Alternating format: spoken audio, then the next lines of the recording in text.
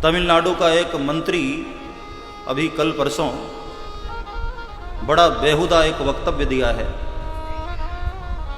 सनातन धर्म का समूल नाश, ये उसका एजेंडा। डीएमके वर्तमान सरकार का वो मंत्री है उदयनिधि स्टालिन। और ऐसा नहीं कि धोखे से उसने कहा, एक प्रेस कॉन्फ्रेंस में आया जिसका मूल जो शीर्षक है इरेडिकेशन ऑफ सनातन धर्म, ये उस प्रेस कॉन्फ्रेंस का शीर्षक था। उसमें बाकायदे वो लिखकर लाया था इरेडिकेशन ऑफ सनातन धर्म। इसका हिंदी में जो अनुवाद है वो है सनातन धर्म का समूल नाश। और ये कौन बोला? वर्तमान सरकार तमिलनाडु का एक मंत्री। और आपको मैं याद दिलाऊं, अभी जो मोदी सरकार के विपक्ष में जितनी भी पार्टियां हैं, केरल से लेकर के कश्मीर तक अपोजिट पार्टियां, इन सब ने मोदी सरकार को पराजित करने के लिए एक गठबंधन बनाया है इंडी अलायंस के नाम से, जिसको इंग्लिश में पढ़ेंगे तो INDIA। ये उसका घटक दल है और उसका ये मंत्री।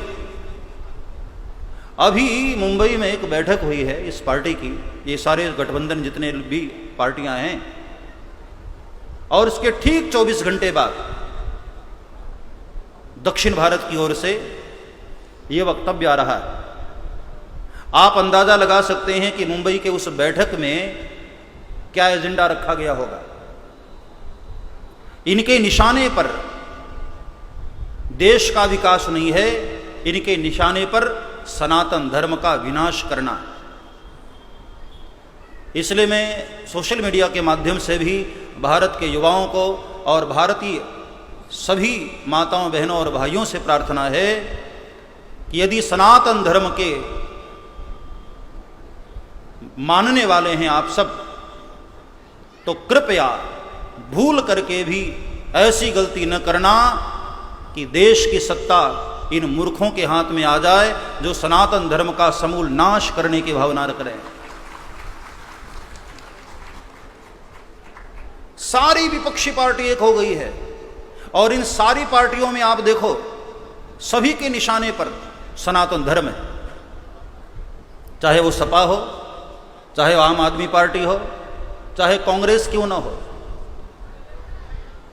शायद आप लोग भूल गए होंगे, कांग्रेस पार्टी के ही एक नेता ने भगवान राम के अस्तित्व पर उंगली उठाई थी कि राम जी काल्पनिक थे,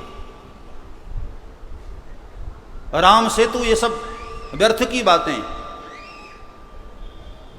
आम आदमी पार्टी के भी एक नेता ने कुछ समय पहले वक्तव्य दिया था कि मंदिर जाना, पूजा पाठ करना, ये सब बेकार की बातें हैं, नहीं करना चाहिए। कैसे कैसे लोग देश की सत्ता के लिए लालायित हैं और इन लोगों के निशाने पर केवल और केवल हमारा सनातन धर्म है। मैं उस तमिलनाडु के उस मंत्री को कहना चाहूंगा कि जो सनातन धर्म के समूल नाश की कल्पना कर रहा है,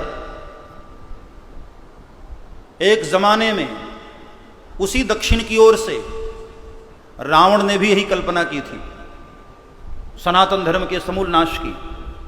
परिणाम क्या हुआ? उसके खानदान में कोई दीपक जलाने वाला भी नहीं बचा, उस रावण का ही समूल नाश हो गया। मैं ऐसे उदयनिधि को कहना चाहूंगा, यदि ऐसी कल्पना लेकर तुम चल रहे हो तो आने वाले समय में, उस वक्त भगवान राम स्वयं आए थे और इस वक्त भगवान राम अयोध्या में मंदिर के रूप में विराजित हैं। मंदिर में साक्षात भगवान राम विराजित होने वाले। आने वाले समय में तुम्हारा भी क्या हश्र होगा, ये भविष्य बताएगा। कंस सनातन धर्म का समूल नाश करने की भावना रखा था, परिणाम क्या हुआ? उसी का सर्वनाश हुआ। हिरण्यकश्यप इन जितनी आसुरी शक्तियों ने सनातन धर्म के नाश की भावना रखी, खुद वो ही मिट गए। और आश्चर्य की बात ये कि ये सारे के सारे दल एक जगह होकर के दलदल बन गए। सारी विपक्षी पार्टी, और सबके निशाने पर राष्ट्रहित की भावना नहीं है। सनातन धर्म को कैसे नष्ट किया जाए, ये भावना लेकर के चल रहे हैं लोग। और रामचरितमानस में बाबा तुलसी ने स्पष्ट कहा, परहित बस जिनके मन माही, तिन कहूं जग दुर्लभ कछु नाही। जिस महापुरुष के भीतर राष्ट्र की उन्नति की भावना है, दुनिया उसका बाल भी बांका नहीं कर सकती। और ऐसे लोग पराजित होंगे और इनका ही सर्वनाश होगा। मैं राष्ट्र के लोगों को प्रार्थना कर रहा हूं, भूल करके भी ऐसे लोगों के हाथ में सत्ता न देना जिससे हमारे सनातन धर्म को खतरा हो। मैं तो पूरी दुनिया में जा रहा हूं, देश विदेश हर जगह जा रहा हूं। विदेश की धरती पर आज जब ये कहता हूं कि मैं भारतीय हूं, तो भारतीय नाम सुनते ही विदेशियों के कान खड़े हो जाते हैं। और क्या आदर की भावना आती है। ये आज ये भारत की स्थिति कहां से किस ऊंचाई पर पहुंचा है हमारा भारत। वैश्विक स्तर पर, चाहे वैज्ञानिक दृष्टि से देखा जाए, आर्थिक दृष्टि से देखा जाए, विकास की विकसित स्थिति को देखा जाए, भारत कहां से कहां पहुंचा है। और पिछले 60-70 वर्षों में इन सारे दलदलों ने मिलकर जो देश की सत्ता चलाई, उसमें भारत की क्या स्थिति ला करके खड़ी कर दी थी। इसलिए ऐसे मूर्खों के हाथ में, जिनके दिल में सनातन धर्म के प्रति इतनी नफरत भरी, ऐसे लोगों के हाथ में कभी भी देश की सत्ता नहीं आनी चाहिए। ये तो भल मानो भगवान की कृपा हुई और हमारे देश को संभालने वाला एक महापुरुष आया।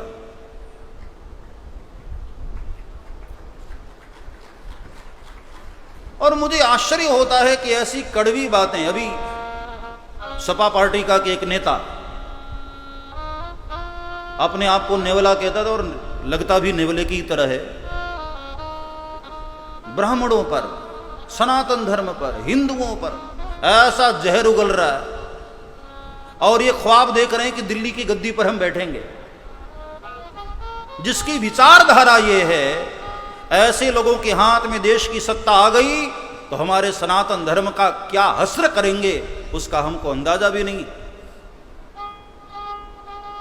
इसलिए मेरे भाई बहन, व्यासपीठ कभी भी राजनीतिक वार्तालाप नहीं करती है, लेकिन जब बात राष्ट्र की आए और हमारे सनातन धर्म की आए, तब बोलना जरूरी हो जाता है। तब मौन रहने का मतलब है इनके अपराध को बढ़ावा देना।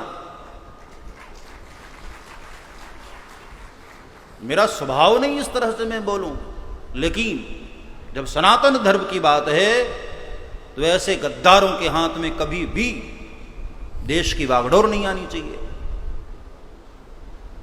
उसी दक्षिण से रावण ने विचारधारा लेकर के रावण चला था कि सनातन संस्कृति को नष्ट करूंगा।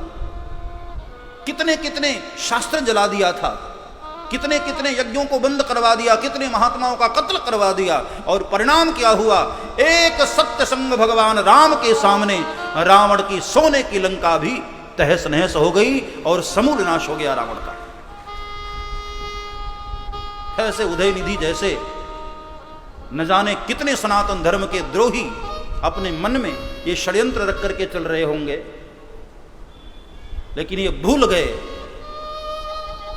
आदिगुरु शंकराचार्य भगवान, उसी दक्षिण भारत से, जिन्होंने वेदों पर भाष्य किया और जिन्होंने सनातन धर्म की गहराई का दुनिया को दर्शन कराया। उपनिषदों का यदि अध्ययन किया होता तो ऐसा धर्मद्रोही कभी ऐसा वक्तव्य नहीं दे सकता था। सनातन धर्म को नाश करने की सोच रहे हो, पहले अपने आप को बचा लेना। हमारा सनातन सनातन है साहब, कौन सनातन को नष्ट कर सकता है? नाम ही सनातन है, तुम मिट जाओगे हमारा सनातन मिटने वाला नहीं है। औरंगजेब जैसे क्रूर शासक आए, अंग्रेज आए, फिर भी सनातन सिर उठा करके खड़ा है। और तुम ख्वाब देख रहे हो सनातन मिट जाएगा, तुम मिट जाओगे, सनातन मिटने वाला नहीं है। सनातन सनातन है। जैसे यहां बहुत सारे रंग के गुब्बारे दिखाई दे रहे हैं, ऐसे ही सनातन धर्म की बहुत सारी रंग बिरंगी धाराएं एक साथ चल रही हैं। इसी का नाम तो हमारा भारत है, इसी का नाम तो हमारा भारत है। अनेकानेक पंथ, अनेकानेक मत, अनेकानेक मतावलंबी सनातन धर्म की छाया में पल रहे हैं और एक साथ चल रहे हैं। और इसमें कुछ ये मूर्ख लोग सनातन धर्म को मिटाने का ख्वाब देख रहे हैं। अरे बाकायदे प्रेस कॉन्फ्रेंस में कहा कि मेरा जो अभियान है वो सनातन धर्म के समूल नाश की। और सोचो जब सत्ता के लोग इस तरह की भावना रखेंगे तो आम जनमानस की विचारधारा क्या हो सकती है।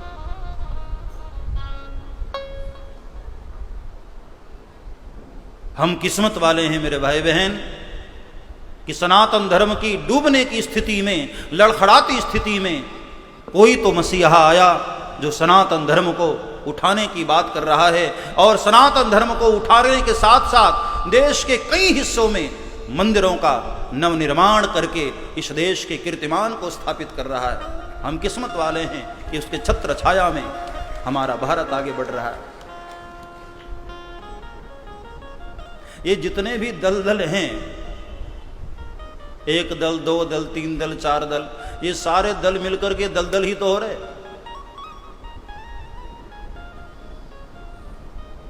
ऐसे देशद्रोहियों से, धर्मद्रोहियों से सावधान रहने की आवश्यकता है।